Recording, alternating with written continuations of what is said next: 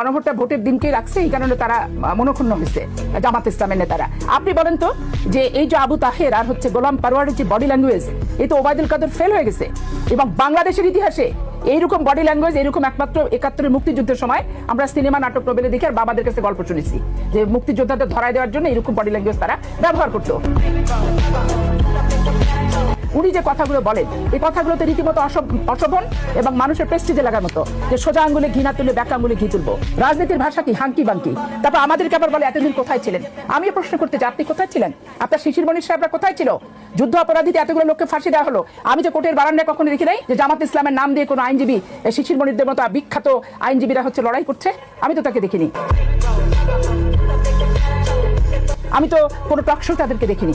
আজকে টক শোয় মারমুখী হয়ে যায় তারা, এবং এমনভাবে তারা উত্তর, এবং পারলে অ্যাঙ্করকে তাদের মন মতো প্রশ্ন তারা তাদের মন মতো উত্তর দিতে চায়। তো এই বডি ল্যাঙ্গুয়েজ ওই ৭১ সালে দেশের লোক দেখছে, আর এই প্রথম দেখছে। আর দ্বিতীয় ব্যাপার হচ্ছে সবসময় অন্তর্বর্তীকালীন সরকার আসছে এরা চাপ প্রয়োগ করে।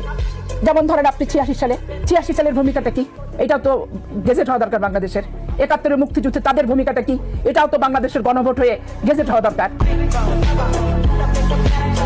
তারপরে আপনি এই মুহূর্তে দরকার তত্ত্বাবধায়ক সরকার, এটাও তো গেজেট হওয়া দরকার।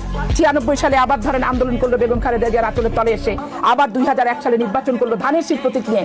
ধানের শীষ কত ভালো, এখন তারা বলে কি ধান কাটা হবে, নৌকায় তোলা হবে, দাঁড়িপাল্লায় মাপা হবে। মোটেও না।